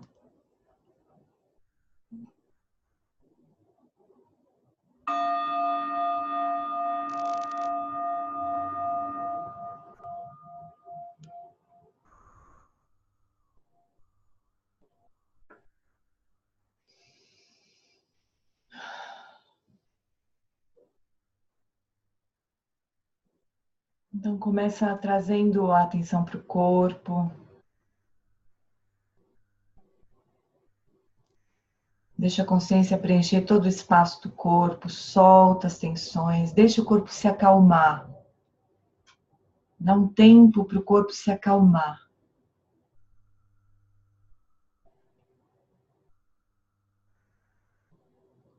Relaxa todos os músculos do rosto.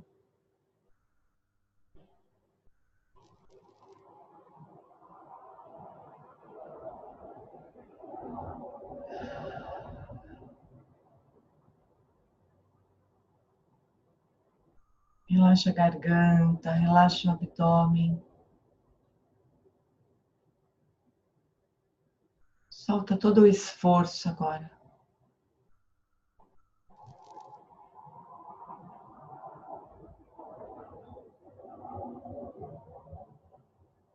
A gente pode fazer 3 respirações mais profundas e lentas. Relaxar profundamente com cada expiração.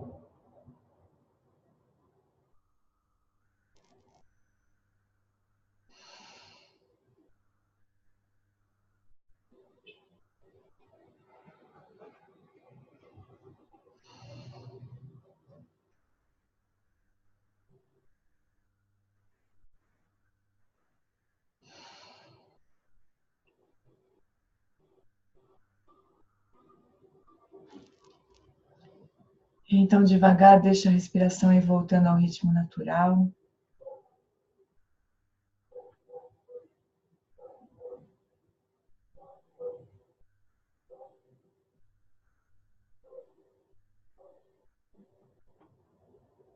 E acompanha a respiração durante 21 ciclos completos.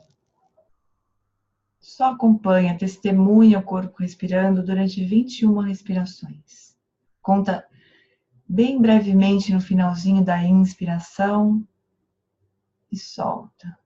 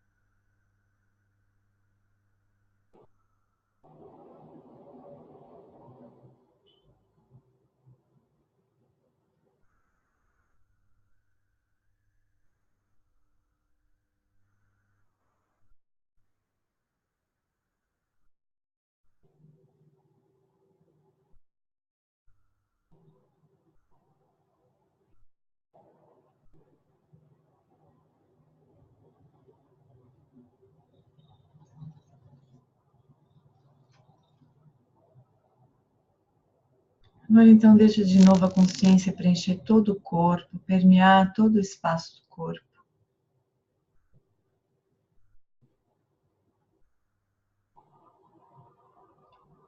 Nota todas as sensações de firmeza, de calor e frio, de umidade, de movimento, nesse espaço de sensações táteis. Fica um pouquinho de novo em contato com as sensações.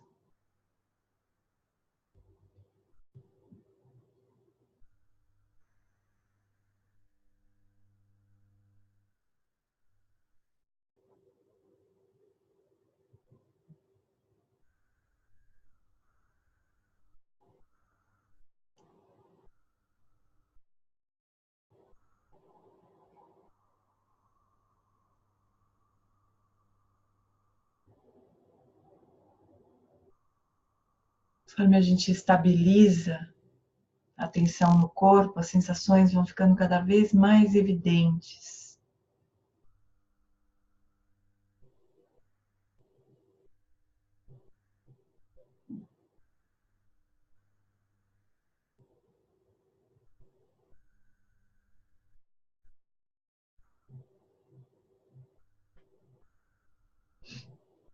Agora, então, ao longo de todas essas sensações que surgem no espaço somático,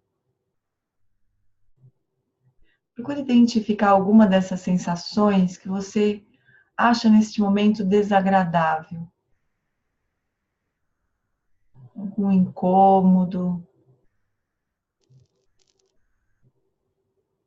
talvez alguma tensão mais crônica que você tem. Ou só algum desconforto. Procure identificar e isolar essa sensação desagradável.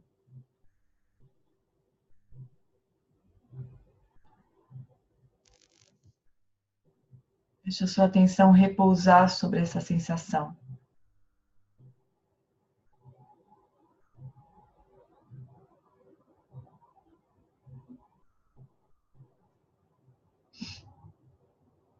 E observe se conforme você leva a atenção para essa sensação, ela aumenta ou diminui. Ela se torna mais intensa. Ou se você se demorar um pouquinho mais nessa sensação, ela diminui. Procure observar diretamente.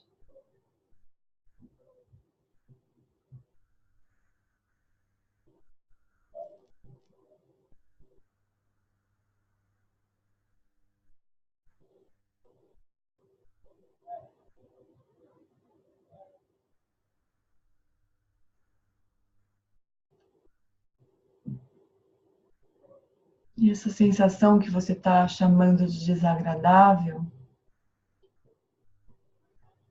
o que é em si mesma desagradável?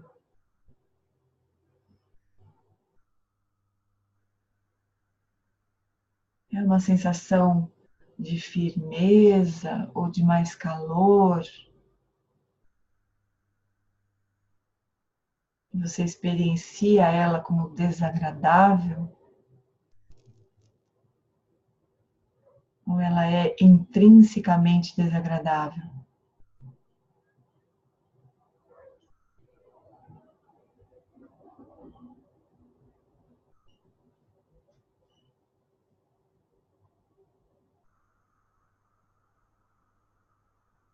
Procure observar diretamente.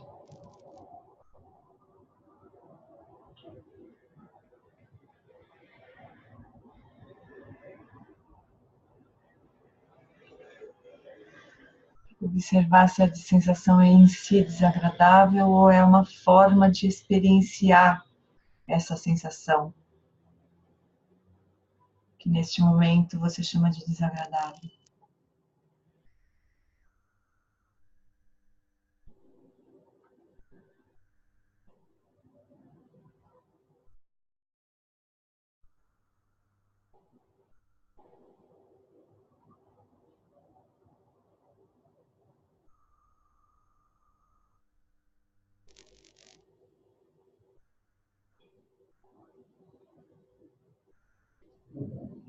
Agora, então, procura localizar nesse campo de sensações táteis uma sensação agradável.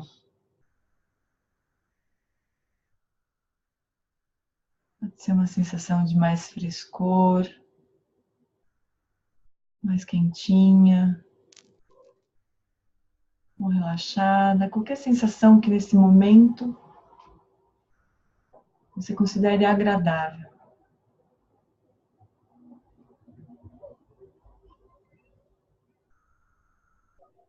De novo, faz a mesma coisa. Conforme você observa, ela se torna mais agradável, menos.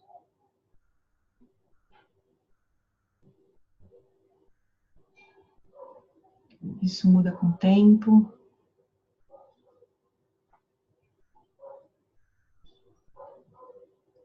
E o que é que tem nessa sensação que faz com que ela seja agradável?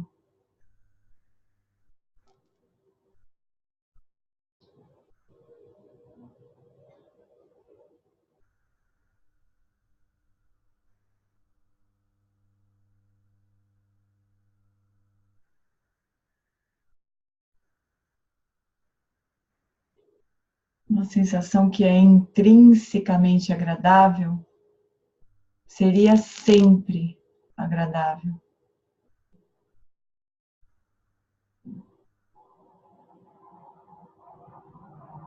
É isso que acontece?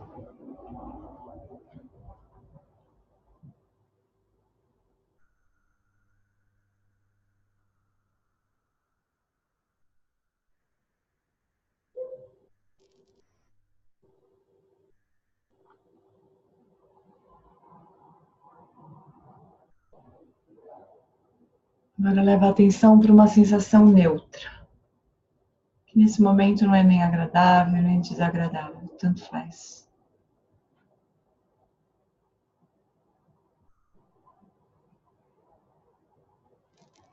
E conforme você leva a atenção, ela continua sendo neutra, ela se torna desagradável, ela se torna agradável.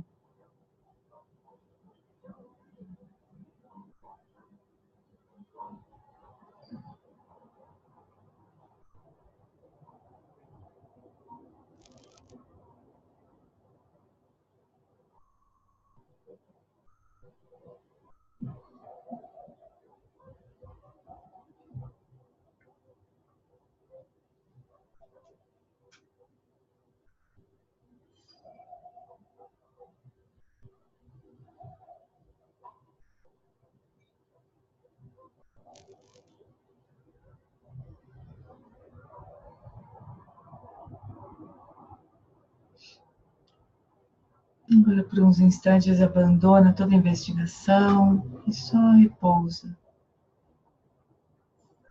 Deixa a consciência repousar no momento presente, consciente dela mesma.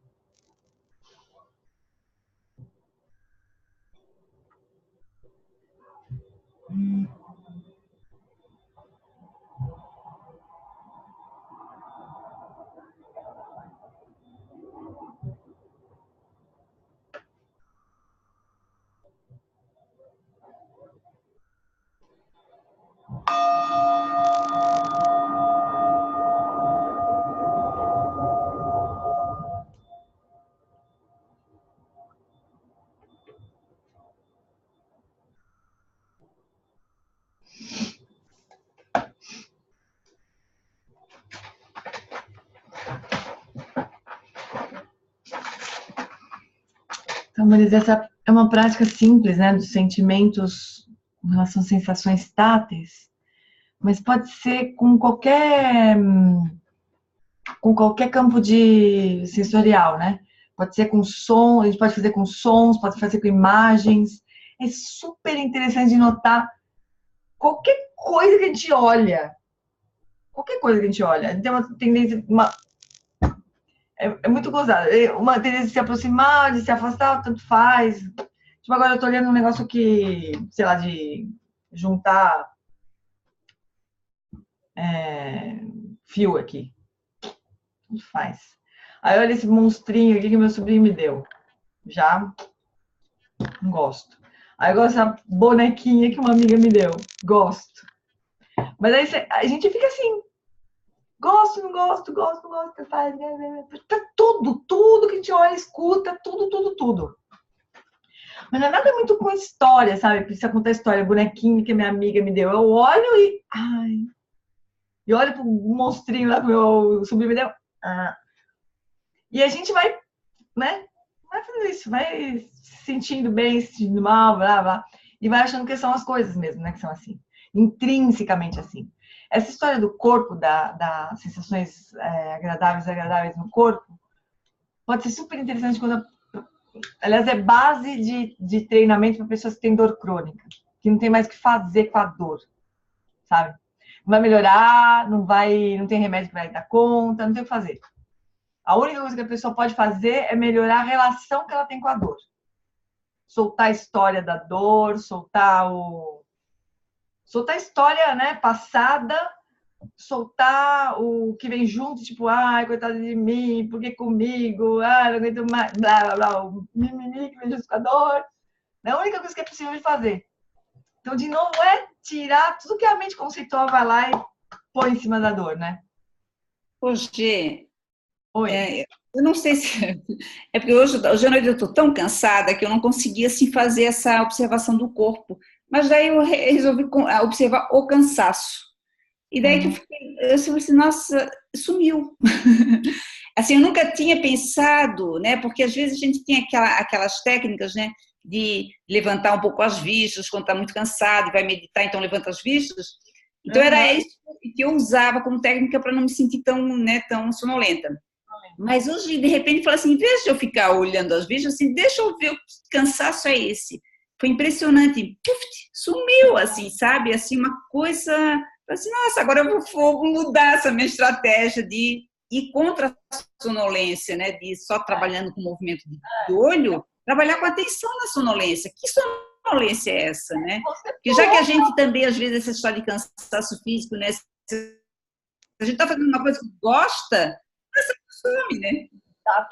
Exatamente. Você não... eu não sei bem se você fez... Possivelmente você está falando um pouco de sonolência, né? Você está falando do cansaço no aspecto da sonolência que dá, né? Quando a gente é um pouco a aplicação da atenção plenamente, né? Porque é um estado de mente, o cansaço, essa sonolência é um estado mental, né? Aí o que acontece quando você olha para ela, né? Você se desidentifica da sonolência, né? É como se a sua consciência se despregasse da sonolência. É a mesma coisa. Eu estou com sono ou a minha mente está com sono. Deixa eu ver o que é sonolência mesmo. Aí pronto, pode acabar mesmo, né? Pode ser que não dê também, pode ser que ela seja tão intensa. Pode ser uma exaustão física, daí tudo bom, né? Lógico. Mas é super interessante quando a gente, né, dá um passo para trás e observa, né? O que é essa sonolência, o que é essa experiência. Muito legal, Rô. É bom não fazer essa prática antes de dormir. Oi? É bom não fazer essa prática antes de dormir. É que... Olha, não precisa ser assim, sabe? Quando a gente vai ver os ensinamentos de yoga dos sonhos, né? Inclusive do Tenzin Wangyal, né? A gente não precisa dormir chapado, sabe? Essa sonolência, ela pesa no sono, né? E para quem quer fazer prática de sonho lúcido, ela é pior. Então, não que a gente precise acordar, né? Fazer a mente ficar super clara. Mas a gente também não precisa dessa chapação toda para dormir. O Lama Santa fala isso, o Tenzin Wangyal também fala. Tenzin Wangyal fala que a gente precisa dissolver o eu antes de dormir, você imagina? Isso não é uma coisa que a gente fica com sono quando a gente faz isso, né? Aquilo fica uma coisa... né? Mas eu acho que corre o risco de não dormir nunca mais. Então é melhor não fazer. Deixa pra lá. Quando a gente tiver a instrução melhor de sonho lúcido e tudo mais, a gente faz isso, né? Mas só pra gente ter no canto do olho também, que não precisa. A gente acha, né, que precisa daquela baita... Precisa afundar, né? Aquela coisa que pesa, né? E que é escura. Uma vez eu vi o Robert Thurman falar sobre isso. Ele fala pra gente, era um ensinamento que ele estava dando no... Puta, nem sei, acho que é em Nova York mesmo, lá no centro dele. Ele falando pra gente dormir na clara luz. Em vez de a gente dormir... Porque a gente não tem sensação disso, que a gente vai dormir e vai ficar tudo escuro e a gente vai dormir? Não pra gente dormir com luz acesa, mas pra gente dormir com a sensação de estar dormindo na luz. É uma coisa diferente isso daí, viu? Pode ter um impacto isso daí. Ele falou que isso é pra gente se preparar pra morte. Acho que era um ensinamento sobre morte. Se preparar pra morte. Dormir, imaginando que a gente está dormindo na luz, né? Numa presença, né? Numa luz diferente. Eu fiz uma sugestão aí para vocês, pus um link do padre Thomas Keaton, que morreu esse ano.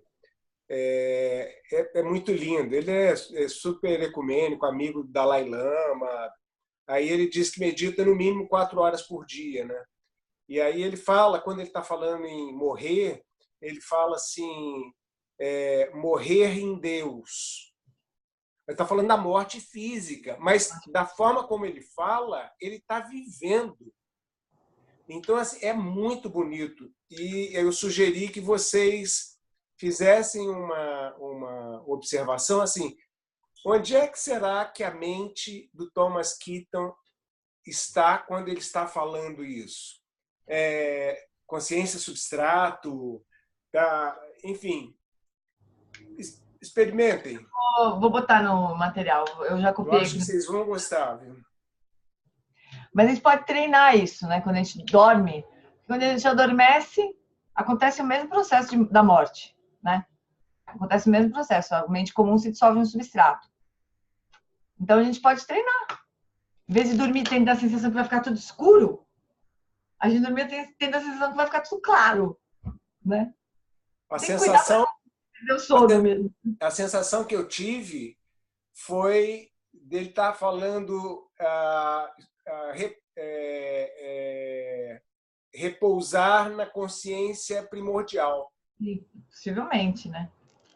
Possivelmente. Essa coisa da consciência substrata é uma coisa meio técnica, né?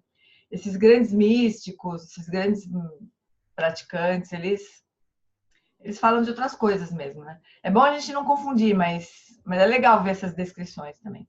Eu vou colocar assim no material que eu vou mandar para vocês. Essa sugestão do Darcy. Eu já vou botar tudo, então. E aí, para a semana que vem, a gente segue essa discussão. Semana que vem, a gente faz no início, uma prática de chamata com foco na mente. E no final, uma prática de chamata de aplicação plena. Aplicação plena na mente, aplicação plena nos fenômenos. E pronto, a gente encerra. Mas só lembrando que dá para fazer informalmente todas essas práticas, né? A do corpo é um pouco mais difícil, assim, mas as outras práticas dá para fazer informalmente. Então, sugestão da semana é observar isso. Como é que eu gosto ou não gosto, assim, ao longo da vida, né? Em todas as situações. Quando a pessoa está falando, a voz da pessoa, se é uma voz agradável, se a voz da pessoa já causa uma imagem, né? É a única sugestão. Se vocês puderem refazer essa prática a primeira do corpo, também é uma boa coisa. Porque pode dar outros insights aí. Tá bom, chuchus? Todo mundo bem? Então tá bom. Segunda-feira que vem, então, é dia 10, né? De dezembro. E vai ser o último encontro deste ano. Aí depois, a partir do ano que vem, a gente começa aquelas práticas na quarta... Acho que vai ficar quarta-feira de manhã, ou quarta ou quinta-feira de manhã. Ganhou na votação lá.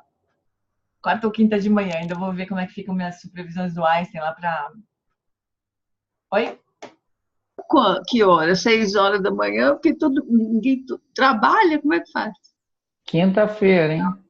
Da manhã, não. Porque meu dia é sempre longo. Não dá para ser 6 horas da manhã.